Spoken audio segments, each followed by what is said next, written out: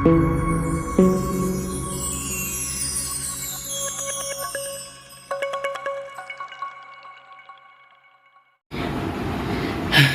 Practice 7 modern practice 7 इसमें हम पढ़ेंगे सामान्य अध्ययन।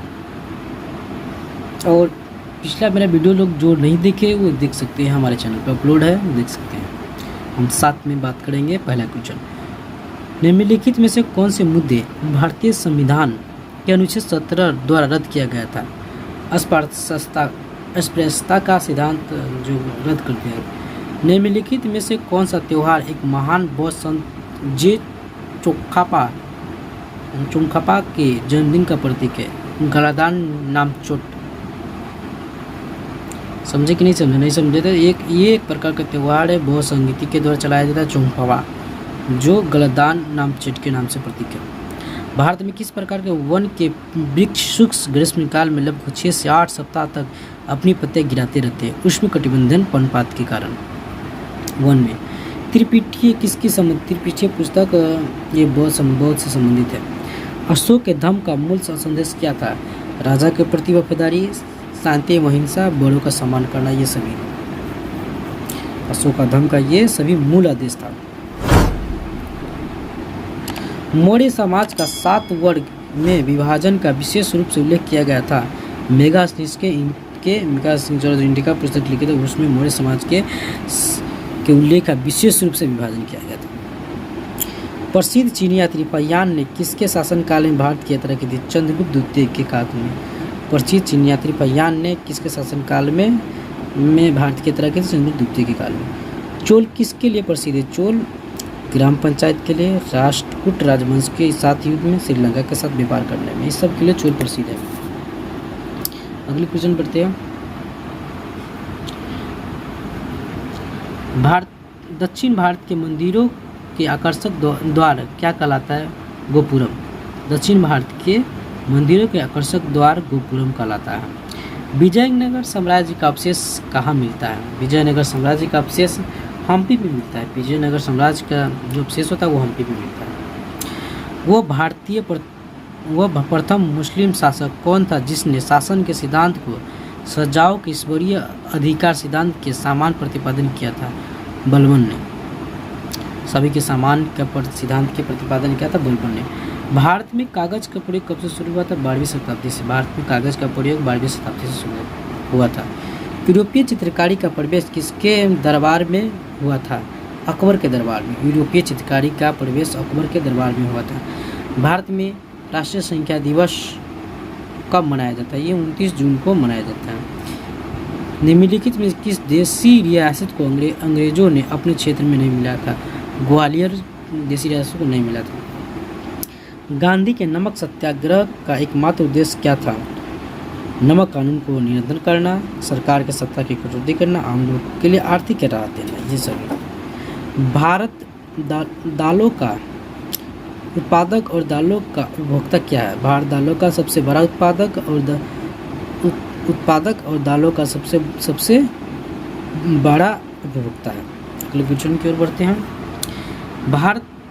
भारत में स्वदेशी आंदोलन किसके दौरान हुआ था? भारत में स्वदेशी आंदोलन बंगाल विभाजन के विरुद्ध हुआ था। भारत में स्वदेशी आंदोलन किसके दौरान हुआ था? बंगाल विभाजन के विरुद्ध हुआ था। बिहार में प्रोविंशियल किसान सभा का गठन कब हुआ था? 1929 में। बिहार में प्रोविंशियल किसान सभा का गठन 1929 में हुआ था। किस अधिनियम के तहत बिहार एक अलग राज्य बनाता है? भारत सरकार अधिनियम 1935 के तहत। किस अधिनियम के तहत बिहार एक अलग राज्य बनाता है? भारत सरकार अधिनियम 1935 के तहत। किस कमेटी आयोग ने न्याय पंचायती बनाने के लिए सिफारिश की थी? अशोक मेहता कमेटी ने। किस कमेटी आयोग ने न्याय पंचायती बनाने की सिफारिश की थी? अशोक मेहता कमेटी ने। निम्नलिखित में से कौन सा कार्य स्थानीय स्वशासन के अधिकार के क्षेत्र में नहीं आता है? कौन सा कार्य स्थानीय स्वशासन के अधिकार के क्षेत्र में नहीं आता है? सार्वजनिक अनुशासन का रखरखाव।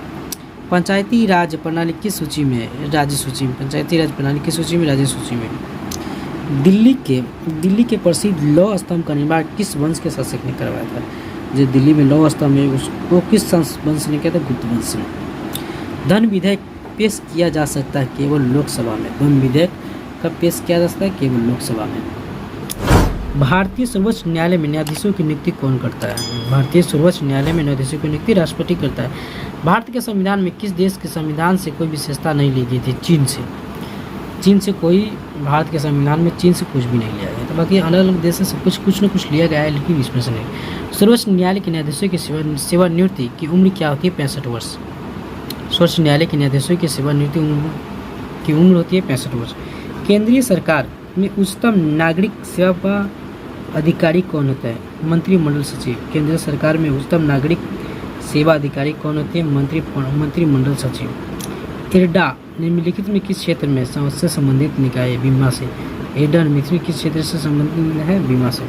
भारत में कृषि पुनः प्रवर्तित प्रदान करने के लिए शिखर स्तर का बैंक का नाम है? भारत में कृषि पुनर्वृत्ति प्रदान करने के लिए शिखर स्तर के बैंक का नाम है कृषि एवं ग्रामीण विकास में राष्ट्रीय बैंक। दिनार किस देश की मुद्रा है? दिनार इराक की मुद्रा है। कालिदास सम्मान किसके द्वारा दिया जाता है? मध्य प्रदेश सरकार के द्वारा दिया जाता है। किस वर्ष सिक्किम भारतीय संघ का 22वां राज्य बना था? 1975 में। 1975 में भारतीय संघ का 22वां राज्य सिक्किम बना था। भारत में अर्थ शोधन निवारण अधिनियम कब से शुरू लागू हुआ था? 2001 में। भारत में अर्थ शोधन निवारण अधिनियम 2001 में लागू हुआ था। सब संक्षेप ट्रिम्स से क्या बनता है? व्यापार संबंधित अभिनव उपाय। सब संक्षेप ट्रिम्स से क्या बनता है? व्यापार संबंधित अभिनव उपाय। बिहार में कृषि भूमि की जोतों का औसतन आकार दूसरे राज्यों की तुलना में न्यूनतम होता है। बिहार में कृषि भूमि की जोतों का औसतन आकार दूसरे राज्यों की तुलना में न्यूनतम मतलब कम होता है। भारत के किस राज्य में कपास का औसतन उत्पादन से अधिक होता है? आंध्र प्रदेश में। आंध्र प्रदेश में कपास का सबसे अधिक उत्पादन होता है। कोकस प्लेट किनके माध्यम से बनाई जाती है? कोकस प्लेट किनके माध्यम से बनाई जाती है? मध्य अमेरिकन तथा प्रशांतीय प्लेट। आज़ादी के बाद भारत और नेपाल के बीच प्रथम शांति समझौता संधि किस वर्ष काठमांडू में हस्ताक्षर की गई थी? 1950 में। भारत और नेपाल के बीच संधि समझौता 1950 में हुआ था। कौन सा उपमाग्रह प्रो अमर्त्य सेन से संबंधित है? सक्षमता उपमाग्रह। कौन सा उपग्रह प्रो अमर्त्य सेन से संबंधित है? समझौता उपमाग्रह से। निम्नलिखित में से कौन सा विश्व का कहवा पतन के नाम से जाना था? सेंटोन्स। निम्नलिखित में से कौन सा विश्व का कहवा पतन के नाम से जाना था? सेंटोन्स। निम्नलिखित में किस राज्य में सर्वाधिक क्षेत्र में वनों के अंतर्गत पाया जाता है? सबसे ज़्यादा वन कहाँ पाया जाता है? अरुणाचल प्रदेश में। देखिए कैसे घुमाया गया। कौन सी मिट्टी नदियों द्वारा निर्मित है? जलोढ़ मिट्टी नदियों द्वारा लाई जाती है।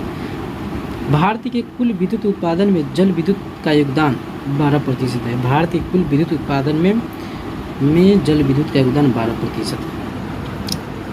भारत की जनसंख्या अध्ययन में कौन सा जनगणना वर्ष डेमोग्राफिक डिवाइड के नाम से जाना जाता है?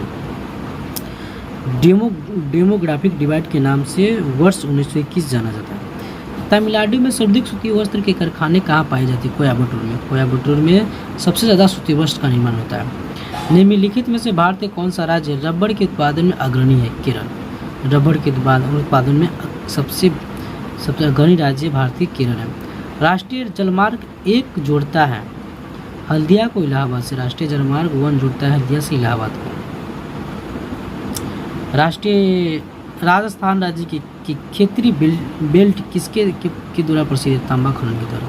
राजस्थान राज्य की क्षेत्रीय बेल्ट किसके लिए प्रसिद्ध है? तांबा खनन के द्वारा। और सामान्य विज्ञान का गणित ये हम अगली वीडियो में पढ़ेंगे। तब तक के लिए हमारे चैनल पर नए हैं तो चैनल को सब्सक्राइब लाइक शेयर कर दीजिए। मैं ऐसा ही वीडियो लाता रहता हूँ।